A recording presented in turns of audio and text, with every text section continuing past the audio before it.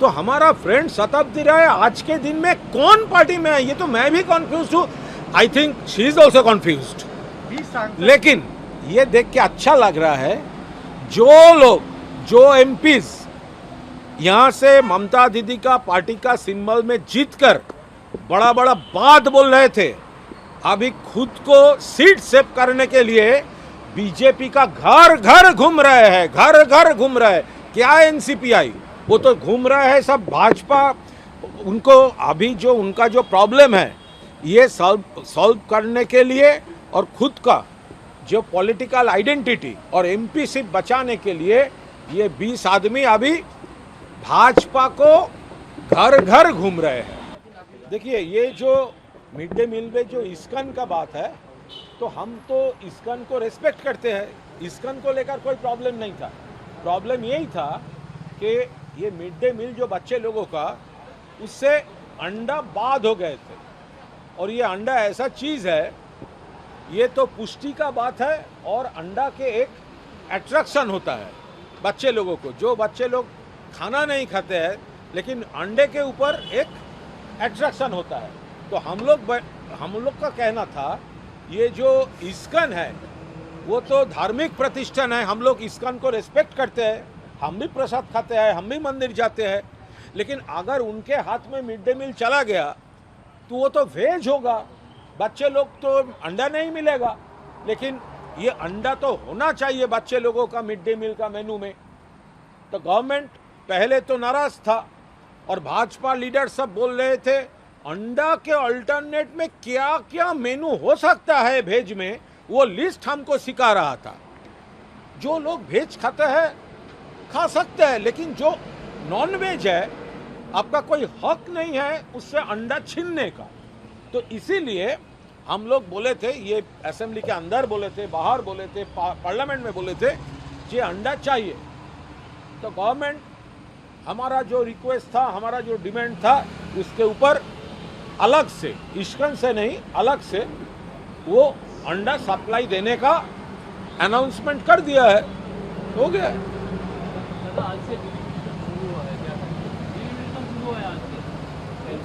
हाँ, सेंसस का जो 2027 सेंसस, वो देखिए जो हो रहा है, हमारा सिर्फ यही है, हमारा पार्टी पूरा नज़र रख रहा है। लेकिन एक भी जेन्युइन जो इंडियंस है उसको हैरास नहीं करना चाहिए। इसके पहले हम लोग देखे थे बीरभूम के, हमारा घर का लड़की सोनाली बीबी को फैमिली के साथ वो बांग्लादेश भेज दिया था, जेल में थे बेचारी। तो सेंट्रल गवर्नमेंट तो उसको आना नहीं चाहते थे, वापस लौटना नहीं चाहते थे। फिर हम लोग, ममता दीदी सपोर्ट किया और कोर्ट में केस चला गया। कोर्ट के इंस्ट्रक्शन में फिर उनको लौटाना पड़ा। तो ऐसे सबको अलर्ट रहना चाहिए कि ये जो प्रोग्राम है हमारा जेन्युइन जो इंडियंस है, एक भी जेन्युइन इंडियन वो हैरास नहीं होना चाहिए। दादा, सस्पेक्टेड जेएम टेररिस्ट जो है वो बर्धमान से अरेस्ट हुआ है, उसके बाद और एक उनके साथ ही है, वो भी आज अरेस्ट हुए हैं। अभी एसटीएफ ने कुछ दिन पहले ही प्रेस कॉन्फ्रेंस कहा है कि কিন্তু মুসলিমের পরাধীনতাকে সংস্কৃতি বলেন, তারা মোটেও প্রগতিশীল নন।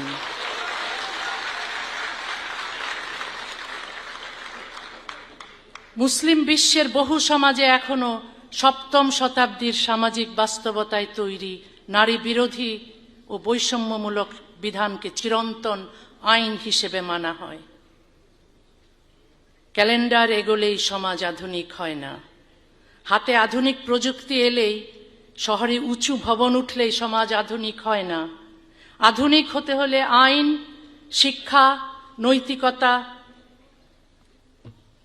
এবং রাষ্ট্রচিন্তাকেও আধুনিক হতে হয়। কোনো প্রাচীন বিধানকে আজকের মানবাধিকার, স্বাধীনতা ও সমতার মানদণ্ডে অন্যায় মনে হলে তা বদলাতেই হবে। আমি মানুষের ধর্ম মানার, ধর্ম গ্রহণ করার, ধর্ম প্রচার করার অধিকার মানি। একই সঙ্গে ধর্ম না মানার, ধর্ম ত্যাগ করার এবং ধর্মের সমালোচনা করার অধিকারও মানি।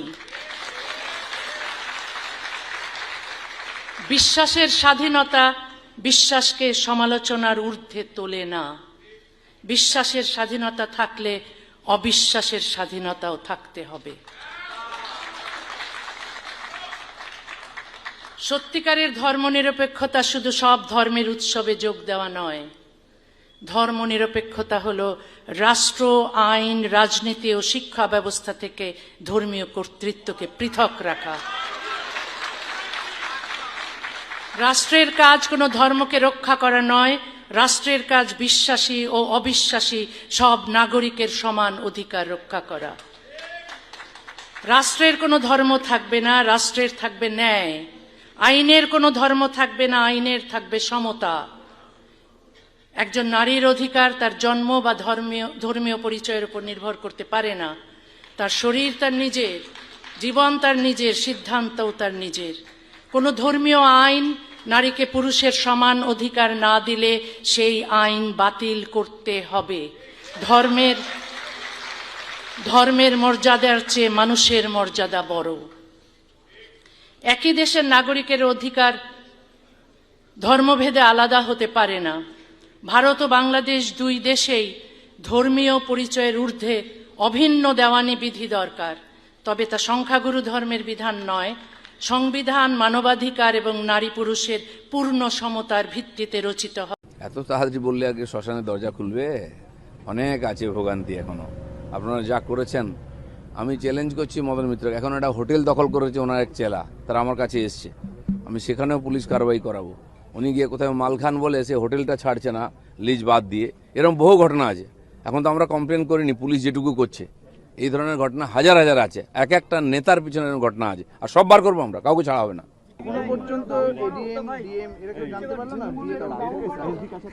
দেখুন, ভূমি রাজস্ব দপ্তরে সবচেয়ে বেশি দুর্নীতি হয়েছে। আপনি বিএলআরও থেকে আরম্ভ করে যত অফিস আছে যেখানে জমি রেজিস্ট্রি হয়, এক একটা জমি দুবার তিনবার করে রেজিস্ট্রি হয়েছে, সবার কাছ থেকে পয়সা নেওয়া হয়েছে। মমতা ব্যানার্জি কি ভগবানের আরাধনা করছিলেন দেখতে পাননি?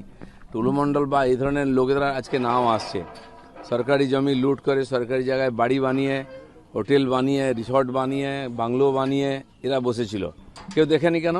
তো মমতা ব্যানার্জিও বেনিফিশিয়ারি এর থেকে, তার পরিবার বেনিফিশিয়ারি। ডিএম থেকে আরম্ভ করে উনি মাথায় বসে আছেন কেন? আজকে আমরা গিয়ে মাঠে গিয়ে দেখতে পাচ্ছি কি হয়েছে না হয়েছে সমস্যা। উনি কোনোদিন খোঁজ নেননি। অন্য কোনো মন্ত্রীর সই করার অধিকার ছিল না, তার বাড়ি বসে থাকতো, কাটমানি পেয়ে যেত। তার পরিণাম এটা হয়েছে, পশ্চিমবাংলাটা বিক্রি হয়ে গেছে, দখল হয়ে গেছে আজকে। আব্দুল বারিক বিশ্বাস সম্পর্কে টুলু মণ্ডলের আত্মীয়ের বেহাই একসাথে, আমি তো বেহাই বলছি না, চোরে চোরে মাসুদ ভাই। এই সমস্ত নেক্সেস যারা করছে, দেখুন একটাকে টানুন, সব ডোর বেরোবে, কোথাতে কোথাতে সম্পর্ক আছে, শেষ পর্যন্ত কালীঘাটে গিয়ে পৌঁছে যায়, সেখানে কেউ হাত দেয় না।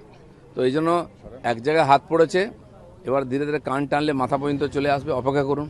তার মানে একটা নেক্সাস, যেটা আপনারা বারবার বলেন বা বলতেন যখন বিরোধী দলে ছিলেন, অনুব্রত মণ্ডল বীরভূম, সেখানে একটা 500 কোটি টাকার স্ক্যাম আছে। এই 500 কোটির মধ্যে এইগুলো কি সমস্ত টাকা? কারণ সোনা যেগুলো উদ্ধার হয়েছে এগুলো ইন্ডিয়ান মেড নয়, এগুলো সুইজারল্যান্ডের সোনা, এগুলো ভারতে পাচার করে গোপনে আনা হয়েছে। দেখুন, আজ কেষ্টমণ্ডলকে ধরা পড়েছে বা খোলাখুলি করতো বলে সবাই জানতেন, আপনারাও জানতেন। ওইখানকার কোনো মিডিয়ায় কোনোদিন একটা তার বিরুদ্ধে লেখেনি। সেইখানকার মিডিয়ার লোকেরা এখানে সল্টলেকে নিউ টাউনে এসে ফ্ল্যাট কিনেছে, তারা সবার উপকার পেয়েছে, তার বিরুদ্ধে একটা কোনোদিন লেখেনি কেউ, একটা এফআইআর কেউ করেনি। শুধু কেষ্টমণ্ডল নেই, আজকে ছোটো ছোটো বড় বড় কেষ্টমণ্ডল সমস্ত জেলাতে আছে, তৈরি করা হয়েছে। ওরা হোলসেলার, হ্যান্ডলার, ওখান থেকে টাকা পয়সা তুলে কালীঘাটে পাঠাতো। তো এখন সেই পুলিশরাও জানতো। এখন সরকার পাল্টেছে, তো শুরু হয়েছে ধরপাকড়, এক একটা ইনকোয়ারি হচ্ছে। একদিন সিবিআই পর্যন্ত পৌঁছতে পারেনি, সোর্স পায়নি। এবার এই পুলিশই সমস্ত খুঁড়ে বার করছে। মদন মিত্র বলেছেন, আমি কোনো দিকেই যাব না, আমি এবার শ্মশানের দিকে যাব। কিন্তু তাৎপর্যপূর্ণ মনে হচ্ছে আপনার। এত তাড়াতাড়ি বললে আগে শ্মশানের দরজা খুলবে? অনেক আছে ভোগান্তি এখনো। আপনারা যা করেছেন, আমি চ্যালেঞ্জ করছি মদন মিত্রকে। এখন একটা হোটেল দখল করেছে ওনার এক চেলা, তারা আমার কাছে এসছে, আমি সেখানেও পুলিশ কারবাই করাবো। উনি গিয়ে কোথাও মাল খান বলে সে হোটেলটা ছাড়ছে না লিজ বাদ দিয়ে। এরকম বহু ঘটনা আছে। এখন তো আমরা কমপ্লেন করিনি, পুলিশ যেটুকু করছে। এই ধরনের ঘটনা হাজার হাজার আছে, এক একটা নেতার পিছনে ঘটনা আছে, আর সব বার করবো আমরা, কাউকে ছাড়া হবে না। এনসিপিআই খুব বিড়ম্বনায় পড়েছে। এনসিপিআই এখনো পর্যন্ত 20, এই সংখ্যাটা 2 আজকের মধ্যে কমে যেতে পারে, আগামীকাল সেই সংখ্যাটা কমে 17 হতে পারে।